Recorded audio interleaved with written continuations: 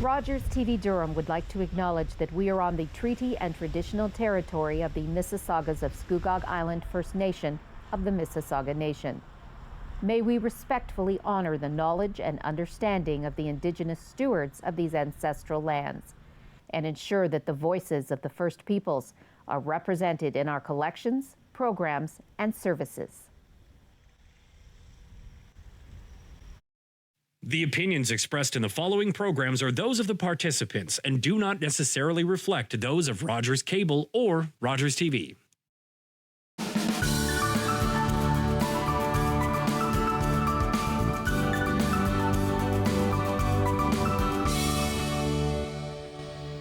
Hello, everyone. Welcome to another episode of At the Heart of Business. I'm your host, Judith Tate. At the Heart of Business is a conversation with women in business discussing their challenges and successes. Our first guest today is Zehra Mahoon. Hi, Zehra. So good to be here. So good to have you. So you have a wonderful business called Unlimited Mind. Tell us all about it. Well, it's about making your mind unlimited, looking at the possibilities. Okay. We limit our possibilities because we say, oh, that can't happen. Yeah. And when we say something like that, it limits the possibilities. So what I've discovered is that all probabilities exist, but the probability that you focus on, that you think about most often, is what ends up becoming a certainty. Because that's how the universe works. That's how visualization works. You know, like people say, visualize this and then it will happen. Yeah. But every time you think this can't happen, you're visualizing that it can't happen. Oh. So when you start understanding the physics of how your thought energy moves and brings you things, how it opens doors for you, living life becomes fun. Okay. I like it. Because you just remove all the stops, right? Yeah. You have unlimited possibilities. Okay. So what would you say to someone who doesn't, who maybe has excuses about these possibilities and how they just don't believe that anything or certain things are possible for themselves? I was exactly like that. So I know it. I know what that person feels. Ah, okay. Because it was always like, how can this happen? Yeah. Until I understood that there's a science behind all of this. And I'm the sort of person that I need my own proof, like I need to understand. Yeah. It's not, woo-woo doesn't work with me. Yeah. I need the evidence. Okay. And if you look at, Judith, if you look at the history of mankind, every time there has been scientific evidence to prove something, mankind has moved forward because we've accepted a whole new way of doing things. For example, way back, not even 100 years, if someone had a really high fever, it was attributed to being possessed. Because we didn't know about the existence of bacteria. We didn't know about the existence of germs. But when science proved it, that belief changed. Okay. And so for me, I needed to go to science in order to figure out how mindset actually influences results. Mm-hmm. So I went the quantum physics way. I was like, show me the science, because if it's a science, I'm going to accept it. Ah, okay. Now, do you have a scientific background or some type of education? Yes. Yeah, okay. Well, it's complicated. I went to school for microbiology, so that's where the science comes in. Okay. And then I changed tracks and I went into the business world where I was a stock analyst. Oh. So I went from one type of analysis to another type of analysis. Yeah. Wow. So I'm analytical and I need the science. I need to see how it works before I will accept it. So when people say, oh yeah, you know, just think positively, I'm like, no, what is thinking positively actually going to do? Like, explain that to me. Huh. Okay, so you explain that to me. Yeah, because a lot of people don't even believe in that. It's like, oh, I try to think positive, but nothing good happens. Yes. So the thing is, what is positive?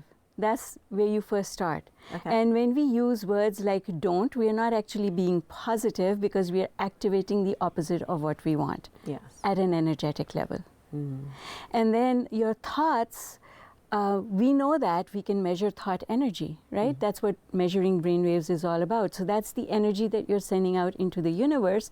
That energy has a frequency determined by the emotion that you feel when you think the thought. And that is a magnet. That energy can only correspond to something else that has the same energy. And your field of possibilities is limited by the type of actual energy you send out. Okay. So it's not about the subject, it's about the energy. And that's where I used to get mixed up, which I don't anymore. Because you can think about beautiful trees and sunsets, and you're producing a positive emotion. That's positive thinking. Okay, yeah. Okay? Nice. Because you're in a place of appreciation, and that's why gratitude works. That's why everyone teaches gratitude, is because the energy of thoughts that you think when you are in gratitude is positive. Oh, okay. When you are complaining, that energy is negative. And it limits, it takes off the field of possibilities, things that you want, because only the ones that correspond to your thought energy are left on the board. So if this was a board, you know, like, have you seen those boards in movies, the war board, or, you know, like where there are rivers and trenches and people and arms and ammunition? There's this whole map. It's a map. It's like a map with lots of things on it. Oh, okay. Only those things are available to you on your map that correspond to your energy. Oh. And that's why, even though all things are possible, but if you stay mostly negative, in a negative energy place, the positive things are off your map. Okay. So the map includes everything, but which version of the map do you have? And the version changes based on your energy. That makes perfect sense. So who are your clients? Like, what type of people do you work with, and how do you work with them? I work a lot. I work with individuals, and I work a lot with individuals who are either professionals or business owners. Okay. You cannot separate your personality and your personal life if you're a business owner from the business. Yeah. It's all part of the same thing. And that's why it's your energy that makes a difference, not the subject. And we all know this intuitively, that if you have problems at home, you come to work with a mindset that does not contribute much to your profession, your business, right? So it's that energy that makes a difference to how much you are able to accomplish. Yes. Absolutely. Okay, this is all making sense. So what motivated you to start this Unlimited Mind?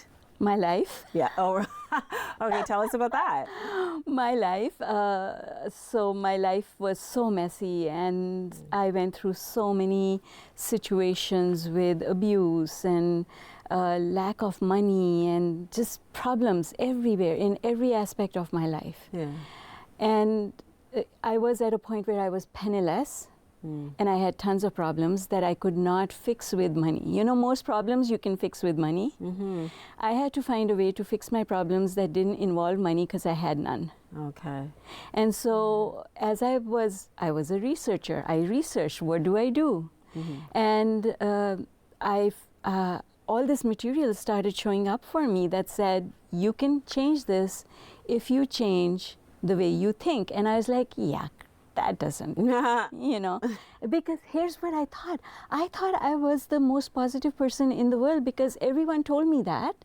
And I thought that because whenever I fell down, I got back up. Yeah. And I thought that meant I was being positive, but that's not being positive. If I was really positive, the crap wouldn't happen.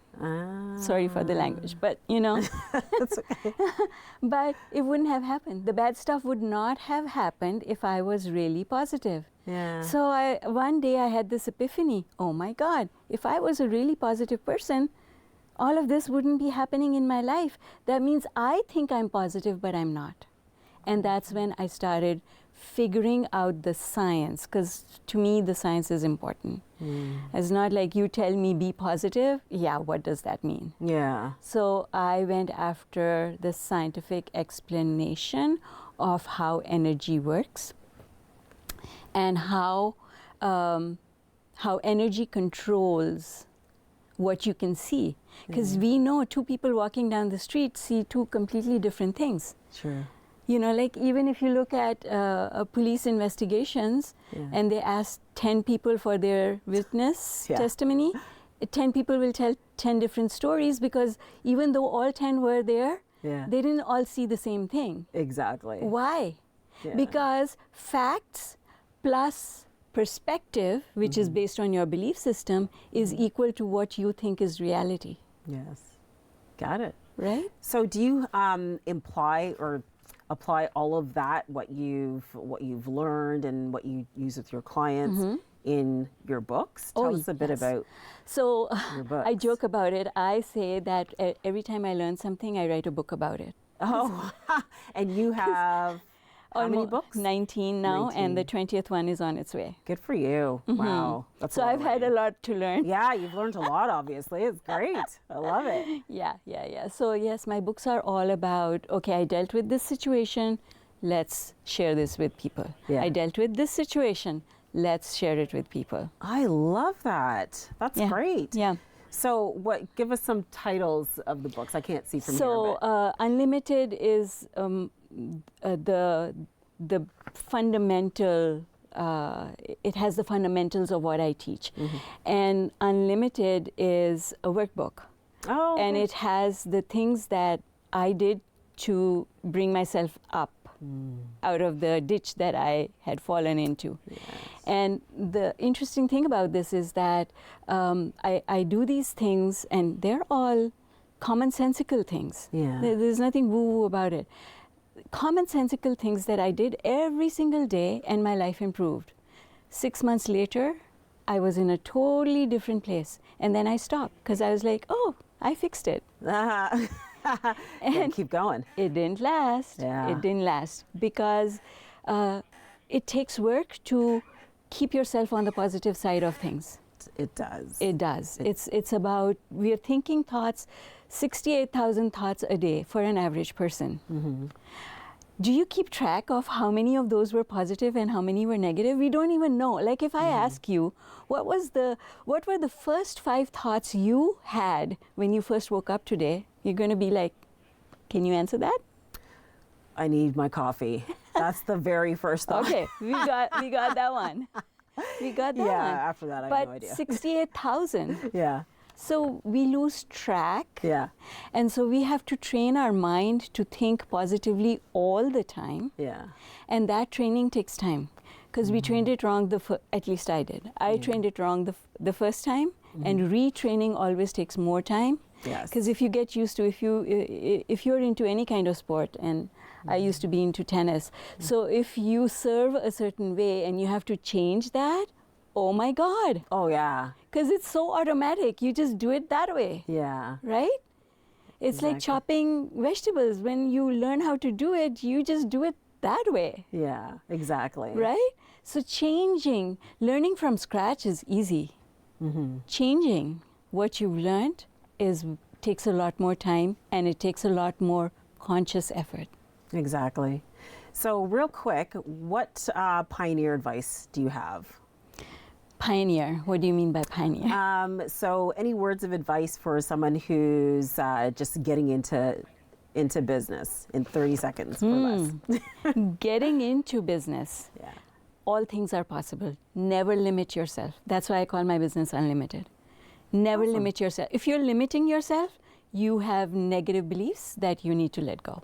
I love it. That's perfect. Great words of advice. Thank you so much, Zehra, for joining us. Thank you for having me. And stay tuned. We'll be chatting with Brittany Freeman next.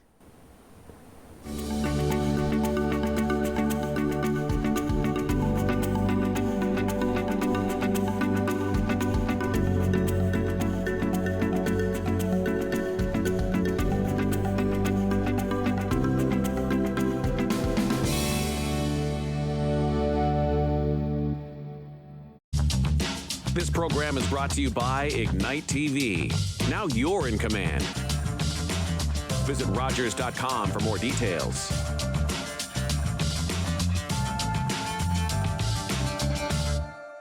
Who's going to jail today? TV's biggest night is about to get even bigger. Law & Order Thursday now has an all-new lineup. Law & Order at 7. It's now or never. The all-new Law & Order Toronto Criminal Intent at 8. Detective Graf Bateman. Followed by SVU at 9. We're doing everything that we can. And then Organized Crime at 10. One mistake and it's all over. 4 shows, one massive night. That's some concrete evidence right there. It begins Thursday, February 22nd on City TV.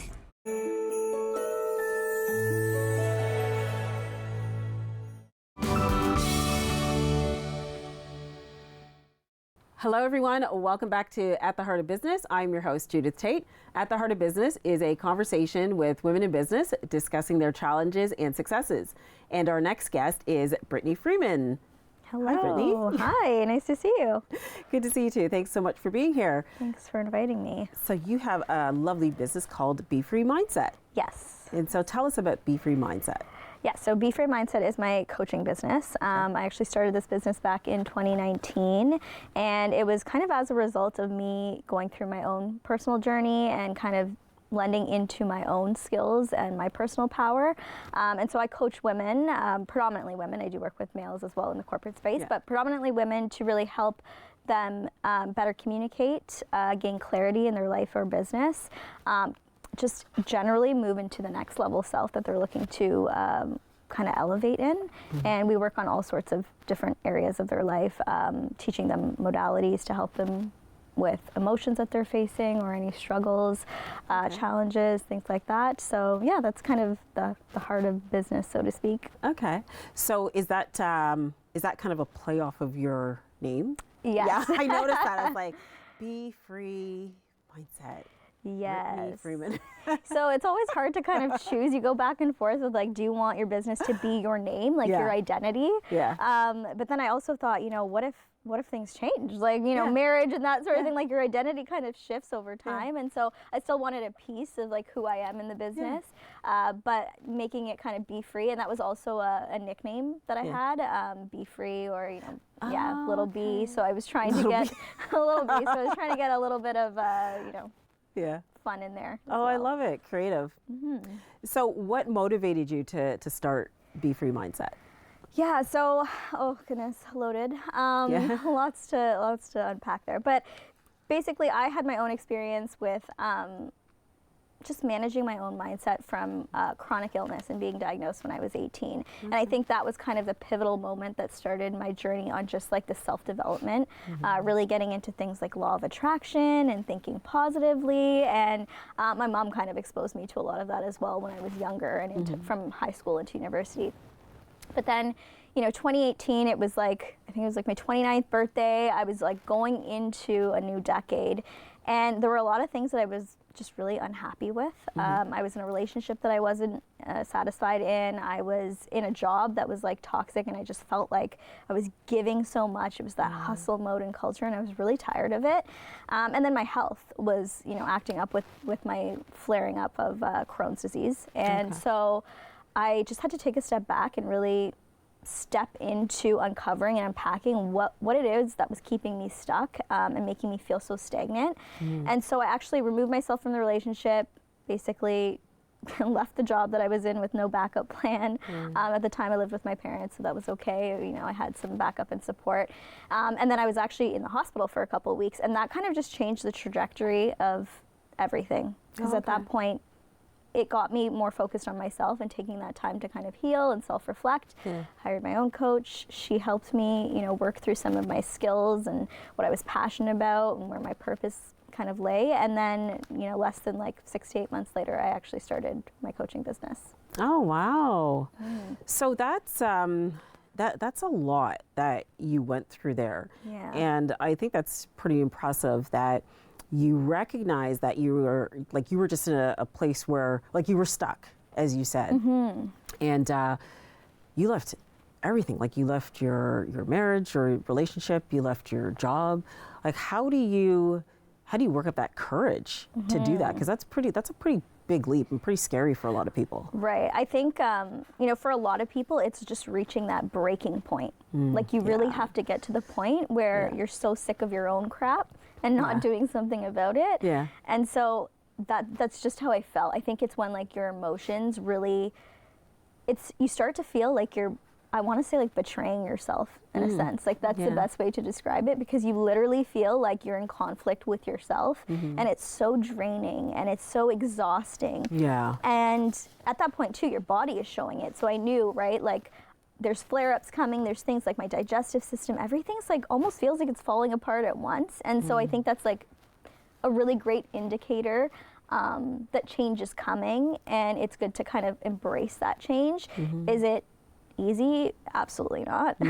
Yeah. So yeah, it does take the courage, but I think that it's just that one little pivotal piece in yourself, like feeling the nudge that something needs to change, and then taking really small action steps to get to the next place. Yeah, that's good.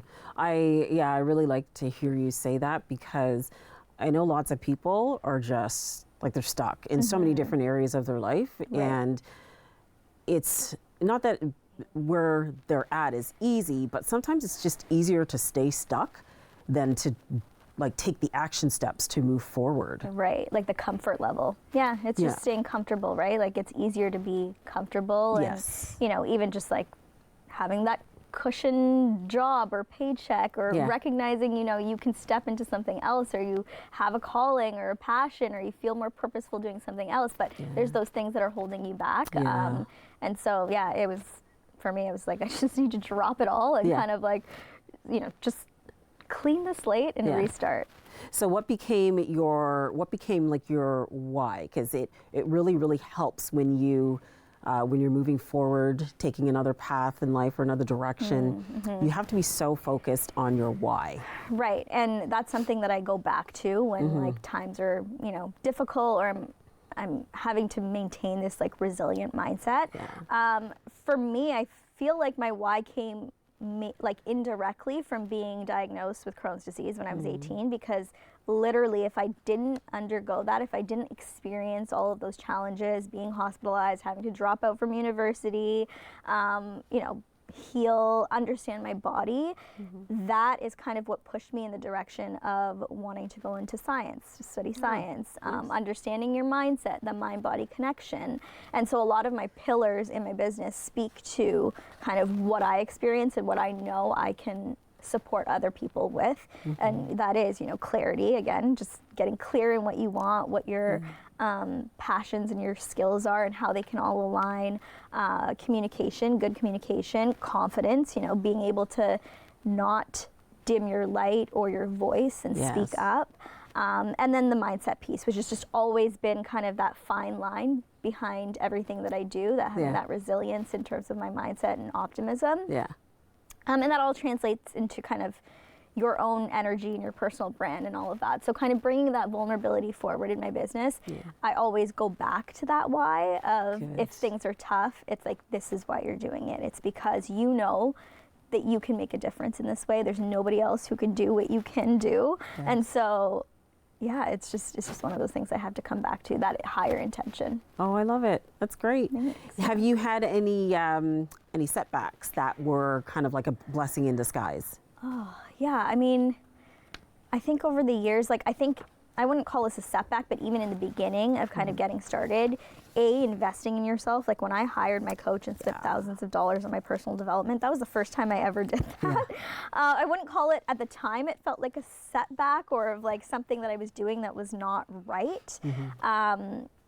But yeah, just like going all in on yourself, that was very difficult, really. Like, you know, a couple of years ago, I went into the charitable sector. I was in the charitable sector before, but I went into something different, a health charity, that was very aligned with, you know, who I am and, you know, what I stand for, kind of thing.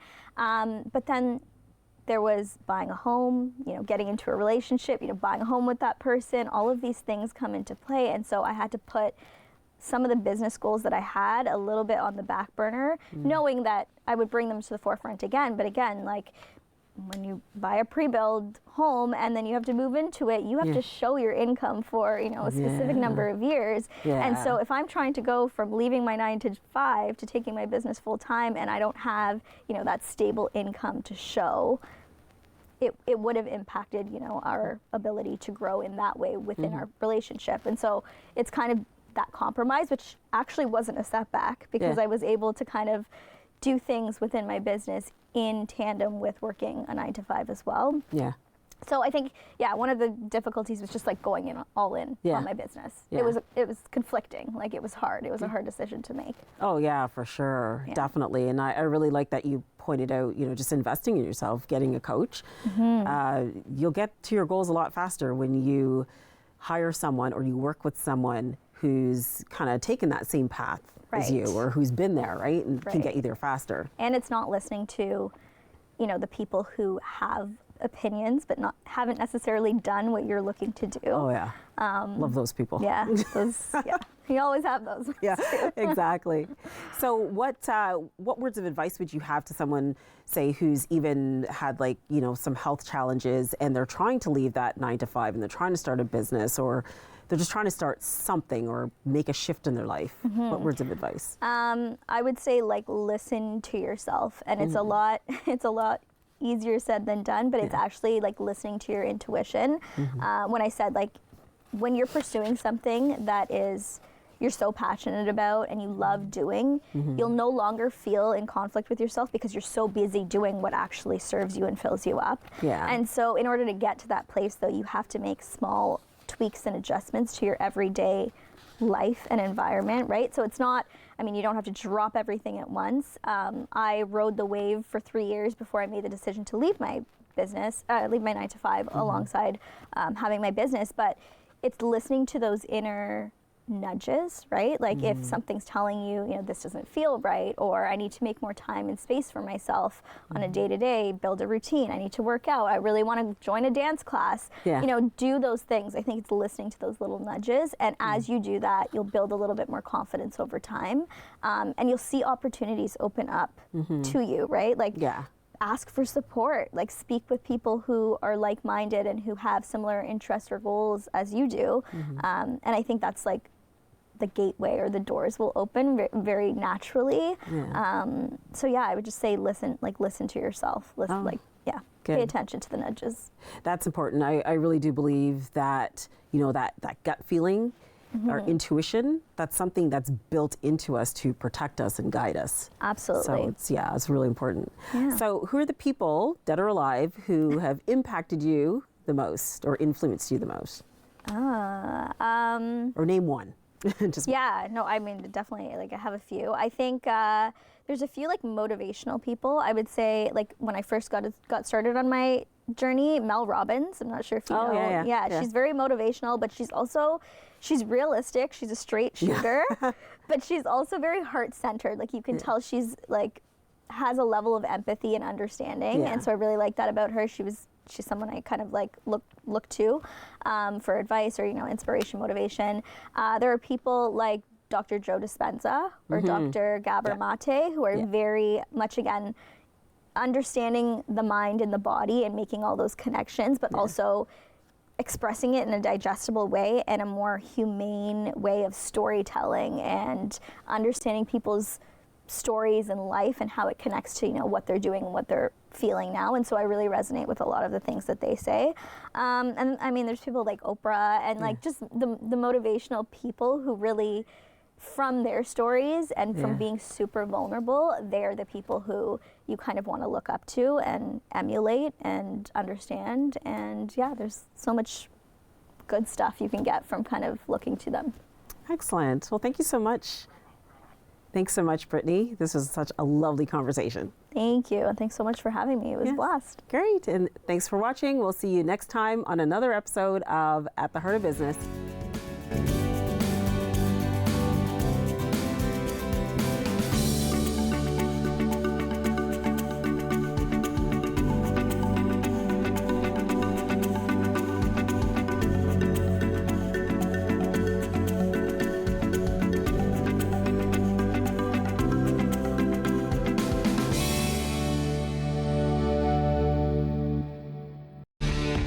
Connect with us by visiting our website.